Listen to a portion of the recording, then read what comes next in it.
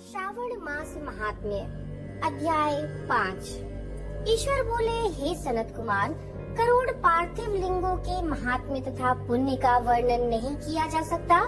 जब मात्र एक लिंग का महात्म्य नहीं कहा जा सकता तो फिर करोड़ लिंगों के विषय में कहना ही क्या।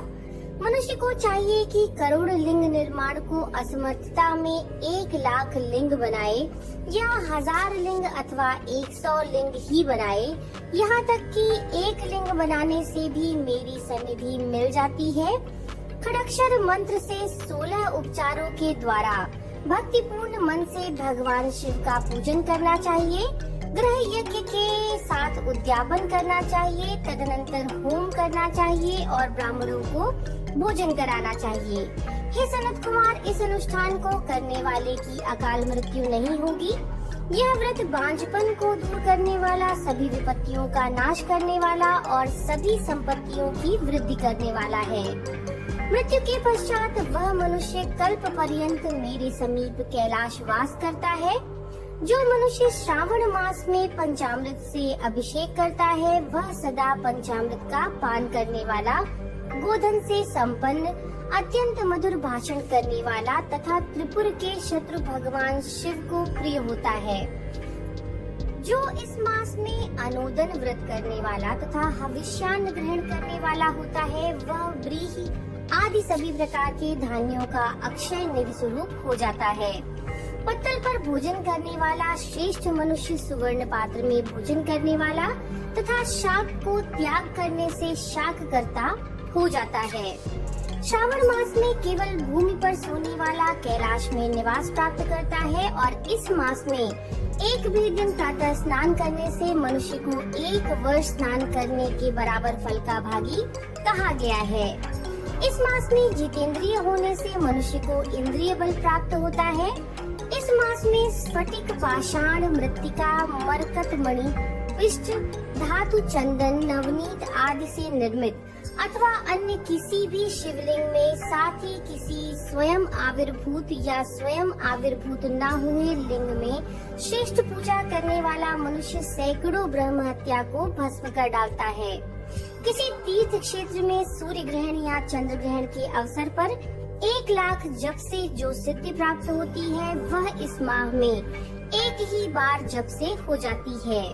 अन्य समय में जो 1000 नमस्कार और प्रदक्षिणाएं की जाती हैं, उनका जो फल होता है वह इस मास में एक बार करने से प्राप्त हो जाता है।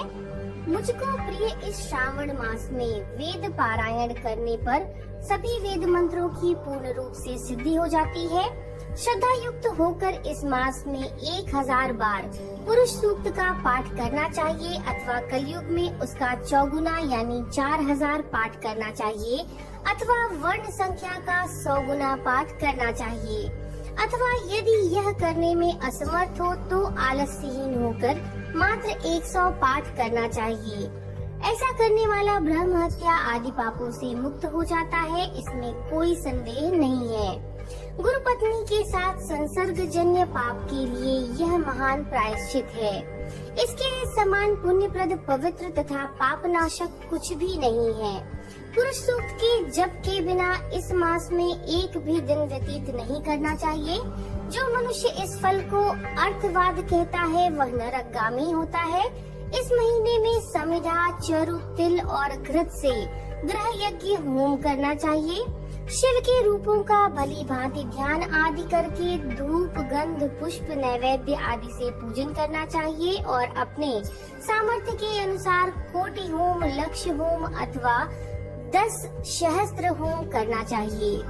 व्याहृतियों ओम भूः, ओम भुवः, ओम स्वः के साथ तिलों के द्वारा भी यह ग्रह यज्ञ नामक होम किया जाता है। हे सनत कुमार, इसके बाद अब मैं वारों के व्रतों का वर्णन करूंगा, आप सुनिए। हे अनग, उनमें सर्वप्रथम मैं आपको रविवार का व्रत बताऊंगा। इस संबंध में लोग एक प्राचीन इतिहास को कहते हैं।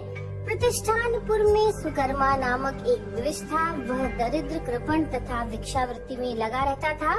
एक बार वह धान्य मांगने के लिए घूमते घूमते नगर में गया। उसने किसी गृहस्थ के घर में मिलकर रविवार का उत्तम व्रत करती हुई स्त्रियों को देखा। तब उसने देख देखकर वे स्त्रियां परस्पर कहने लगीं कि इस पूजा विधि को शीघ्रता पूर्वक छिपा लो। इस पर वह विप्र उन स्त्रियों से बोला, हे श्रेष्ठ स्त्रियों, आप लोग इस व्रत को क्यों छिपा रही हैं? आप सभी दयालु स्त्रियां मुझ पर कृपा करके इसके विषय में बताएं। तीनों लोकों में परोपकार के समान कोई धर्म नहीं है। समान चित्त वाले सज्जनों के लिए परमार्थी स्वार्थ है। मैं दरिद्र तथा दुखी हूँ। इस श्रेष्ठ व्रत को सुनकर मैं भी इसे करूँगा। अतः आप लोग इस व्रत का विधान एवं फल अवश्य बताएं। स्त्रियां बोली, हे द्विज, इस व्रत को करने में आप उन्माद तथा प्रमाद करेंगे अथवा इसे भूल जाएंगे अथवा इसके प्रति अभक्ति या अनास्था रखने लगेंगे। अतः आपको यह व्रत कैसे बताऊं? उनकी ये बात सुनकर विप्रेंद्र ने यह वचन कहा कि उत्तम व्रत वाली साध्वियों, मैं ज्ञानवान तथा भक्ति संपन्न हूँ। उसका यह वचन सुनकर उनमें जो एक प्रौढ़ा स्त्री थी, वह उस ब्राह्मण से व्रत तथा व्रत की विधि यथावत बताने लगी। हे ब्राह्मण, श्रावण के शुक्ल पक्ष के प्रथम रविवार को मौन होकर उठ करके शीतल जल में स्नान करें। तदनंतर अपना नित्य कर्म संपन्न करके पान के एक शुभ दल पर रक्त चंदन से सूर्य के समान पूर्ण गोलाकार 12 परिधियों वाला सुंदर मंडल बनाएं और उस मंडल में रक्त चंदन से संज्ञा सहित सूर्य का पूजन करें। तदनंतर घुटनों के बल भूमि पर झुककर 12 मंडलों पर पृथक पृथक रक्त चंदन तथा जपा कुसुम से मिश्रित अर्घ्य श्रद्धा भक्ति पूर्वक सूर्य को विधिवत प्रदान करें और रक्त अक्षत, जपा कुसुम तथा अन्य उपचारों से पूजन करें। तदनंतर खंड शर्करा से युक्त नारिकेल के बीज का नैवेद्य अर्पित करके आदित्य मंत्रों से सूर्य की स्तुति करें और श्रेष्ठ 12 मंत्रों से 12 नमस्कार तथा प्रदक्षिणाएं करें। तत्पश्चात 6 तंतुओं से बनाए गए सूत्र में 6 ग्रंथियां बनाकर देवे सूर्य को अर्पण करके उसे अपने गले में बांधें और पुनः 12 फलों से युक्त बायन ब्राह्मण को प्रदान करें। इस व्रत की विधि को किसी के समक्ष नहीं सुनाना चाहिए। हे विप्र, इस विधि से व्रत के किए जाने पर धनहीन व्यक्ति धन प्राप्त करता है, पुत्रहीन पुत्र प्राप्त करता है और कोढ़ी कोढ़ से मुक्त हो जाता है। बंधन में पड़ा हुआ बंधन से छूट जाता है और रोगी रोग से रहित हो जाता है। हे विप्रेंद्र, अधिक कहने का क्या प्रयोजन? वह साधक जिस अभीष्ट की कामना करता है, इस व्रत के प्रभाव से वह उसे प्राप्त कर लेता है। इस प्रकार श्रावण के 4 रविवार और कभी कभी 5 रविवार में इस व्रत को करना चाहिए। तदनंतर व्रत की संपूर्णता के लिए उद्यापन करना चाहिए। हे विप्रेंद्र, आप भी इसी प्रकार करें। इससे आपकी सभी कामनाएं सिद्ध हो जाएंगी। तत्पश्चात उन पतिव्रताओं को नमस्कार करके वह ब्राह्मण अपने घर आ गया। उसने जैसा सुना था उसी विधि से उस संपूर्ण व्रत को किया और अपनी दोनों पुत्रियों को भी वह विधि सुनाई। उस व्रत के सुनने मात्र से शिव जी के दर्शन से तथा उनके पूजन के प्रभाव से वे कन्याएं दिव्यांगनाओं के सदृश हो गयीं। उसी समय से उस ब्राह्मण के घर में लक्ष्मी जी ने प्रवेश किया और वह अनेक उपायों तथा निमित्तों से धनवान हो गया। किसी दिन